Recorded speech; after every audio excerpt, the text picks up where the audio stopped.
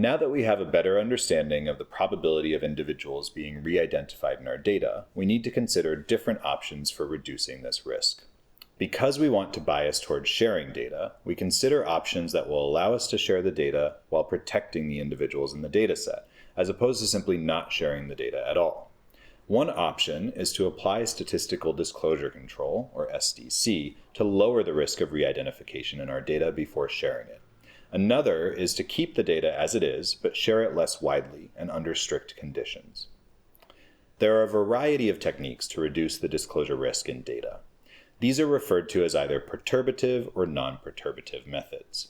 Perturbative methods do not suppress values in the dataset, but instead alter these values to limit disclosure risk by creating uncertainty around the true values.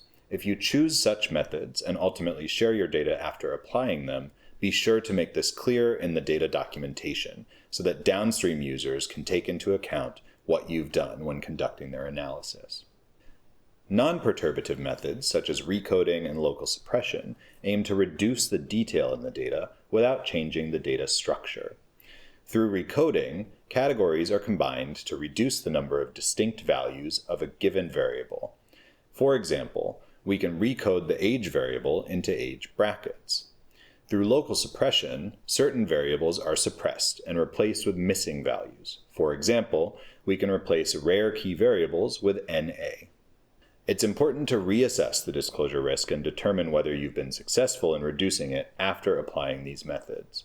In our case, these simple steps reduce the global risk of disclosure in our sample data to less than 3%, our threshold for sharing data on HDX.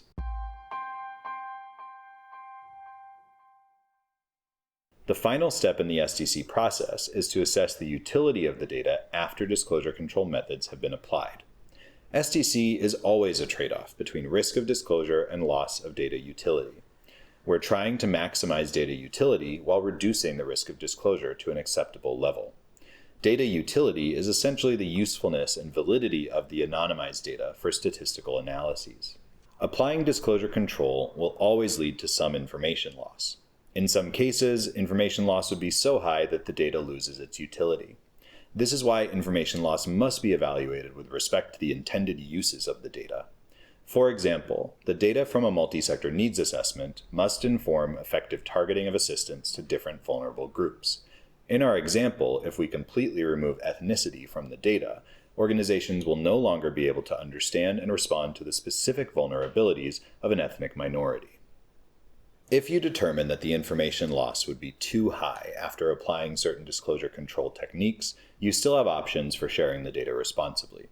This is when more limited bilateral sharing of the data under clear and strict conditions is appropriate.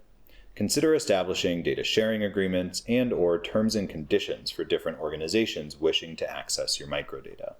On HDX, we provide the option to share datasets by request through something called HDX Connect. With this option, organizations can share metadata about their data and then decide to grant access to it on a case-by-case basis.